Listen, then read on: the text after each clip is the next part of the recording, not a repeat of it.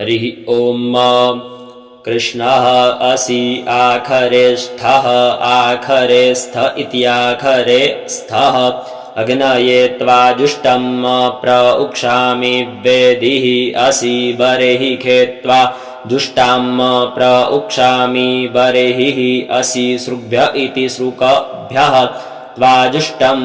प्र उक्षामि अदित्येऽव्युन्दनमिति वि उन्दनम् असि विष्णोः स्तुपः असि ऊर्णं रदसमित्यूर्णमृदसं त्वा स्त्रीणामि स्वासस्थामिति सु आसस्थां देवेभ्यः भुवपतय इति भुवपतये स्वाहा भुवनपतय इति भुवनपतये भूतानां पतये गन्धर्वः त्वा विश्वावसुः विश्ववसुरिति विश्ववसुः परिददातु विश्वस्य अरिष्ट्यै जजमानस्य परिधिरिति परिधिः असि अग्निः ईडः ईडितः इन्द्रस्य बाहुः असि दक्षिणः मित्रावरुणौ त्वा उत्तरतः परिधत्तां ध्रुवेण धर्मणा वीतिहोत्रमिति वीतिहोत्रं त्वा कवेद्युमन्तमिति द्युमन्तं सम्म इधीमहि अग्ने बृहन्तम् अध्वरे समिदिति सम्म इत असि सूर्यः त्वा पुरस्तात् पातु कस्याः चित् अभिशस्त्या इत्यभिशस्त्यै सवितुः बाहु इति बाहु स्थः ऊर्णं रदसमित्यूर्णमृदसं त्वा स्त्रीणामि स्वासस्थमिति सु आसस्थं देवेभ्यः आत्वा वसवः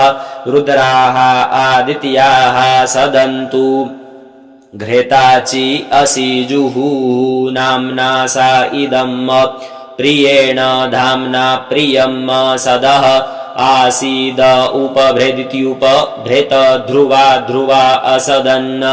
ऋतस्य जो नौ ता विष्णो इति विष्णो पाहि पाहि यज्ञं पाहि यज्ञपतिमिति यज्ञपतिं पाहि मां यज्ञन्यमिति यज्ञन्यम् अग्ने वाजजिदिति वाजजित वाजं त्वा सर्क्ष्यन्तं वाजजितमिति वाजजितं सम्मार्ज्मि नमः देवेभ्यः स्वधा पितृभ्य इति पितृभ्यः सुयमे इति सुजमे मे भूयास्तम्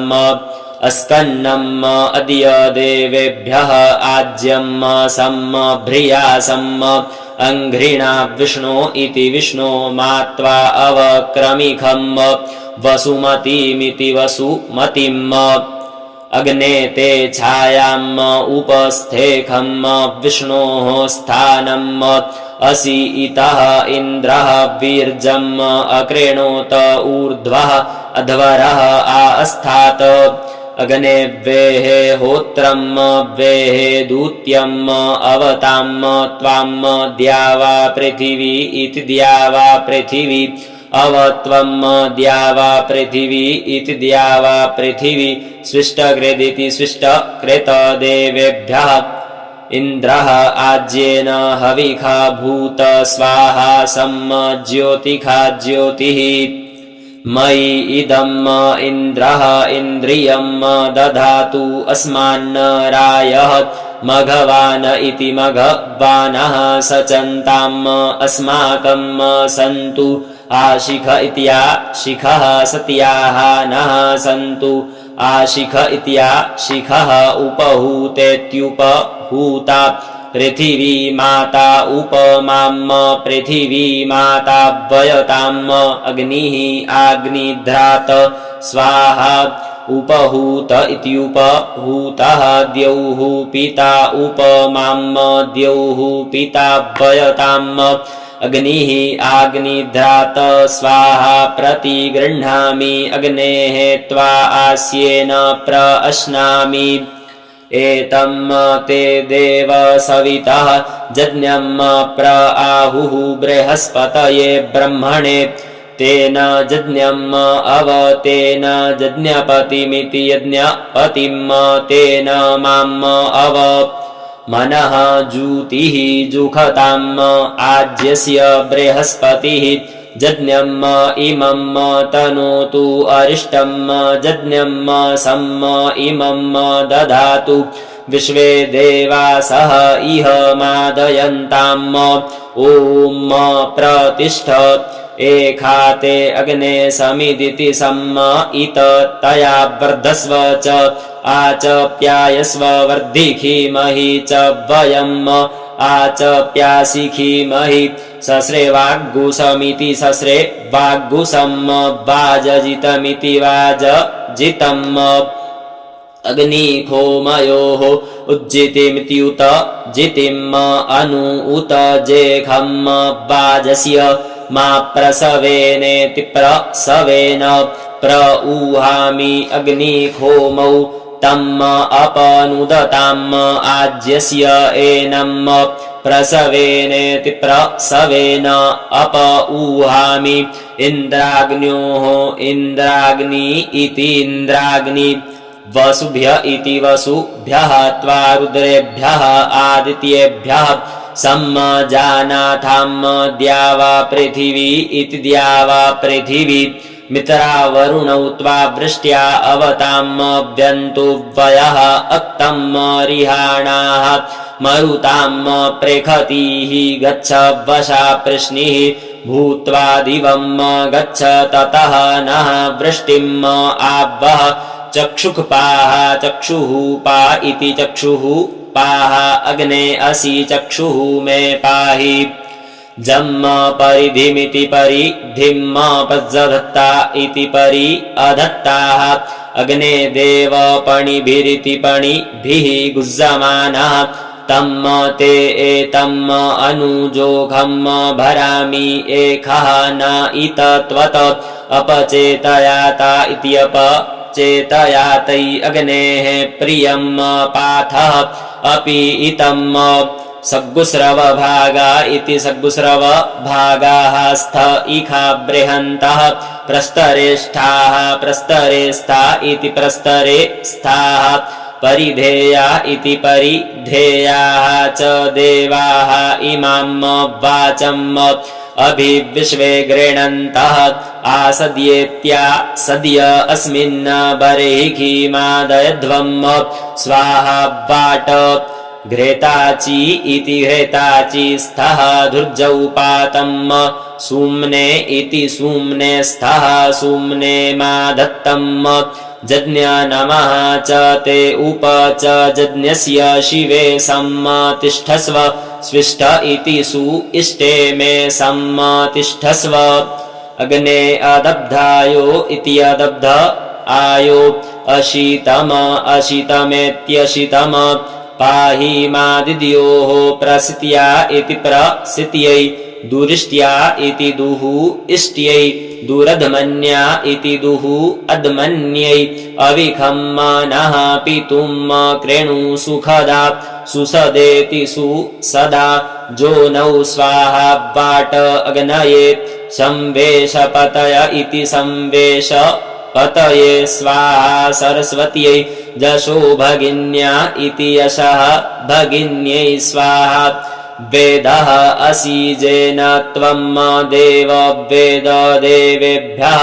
वेदः अभवः तेन मज्जम् वेदः भूयाः देवाः गातुविद इति गातुविदः गातुम् वित्वा गातुम् इत मनसः पते इमम् देव जज्ञम् स्वाहा वाते धाः सम्म बर्हिः अङ्क्ताम् हविखा घृतेन आदित्यैः वसुभिरिति वसुभिः मरुद्भिरिति मरुतभिः इन्द्रः विश्वदेवेभिरिति विश्वदेवेभिः अङ्क्ताम् दिव्यम् नभः गच्छतु जत स्वाहा कः त्वाविमुञ्चति सः कस्मै तस्मै पोखाय रक्षसाम् भागः असि सम्म वर्चसा पयसा सम्म तनूभिः अगन्महि मनसा सम्म शिवेन त्वष्टा सुदत्र इति सुदत्रः विदधातु रायः अनुमार्ष्टु तन्वः जत विलिष्टमिति विलिष्टम् दिवि विष्णुः वि अकरगुस्त जागतेन छन्दसा ततः निर्भक्त इति निभक्तः अन्तरिक्षे त्रैष्टुभेन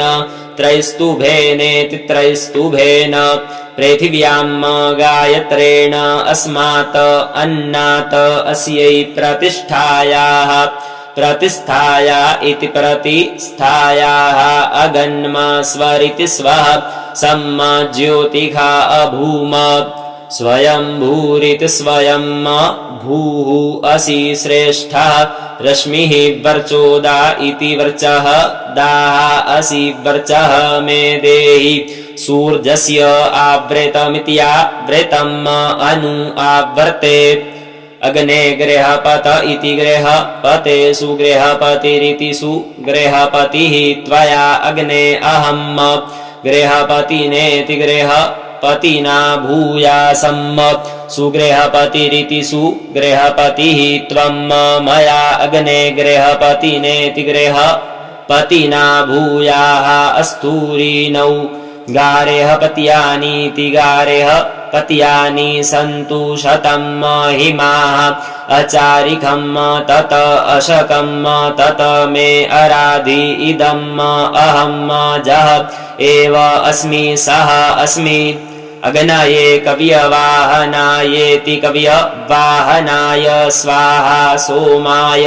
पित्रे मत इति पित्रे मते स्वाहा अपहता इति अपहताः असुराः रक्षागुषि वेदि खदः वेदि सद इति वेदि सदः जे रूपाणि प्रतिमुञ्चमाना इति प्रतिमुञ्चमानाः असुराः सन्तः स्वधया चरन्ति परापुर इति परापुरः निपुर इति निपुरः जे भरन्ति अग्निः तान्न लोकात् प्रनुदाति अस्मात् अत्र पितरः मादयध्वम् जथा भागमिति यथा भागम् आवृखायध्वम् वृखयध्वमिति वृखजध्वम् अमीमदन्त पितरः जथा भागमिति यथा भागम् अवृखायिकत नमः वः पितरः रसाय शोकाय जीवाय स्वधायै घोराय मन्यवे नमः वः पितरः पितरः नमः वः गृहान्नः पितरः दत्त सतः वः पितरः देखम एतत् वः पितरः वासः आधत्त पितरः गर्भं कुमारं पुक्करस्रजमिति पुक्करस्रजम् जथा इह पुरुषः असत ऊर्जं वहन्तीः अमृतं घृतं पयः कीलालं परिश्रुतमिति परिश्रुतं स्वधाः स्तर्पयत मे पित्रेन्न हरिः ओम्।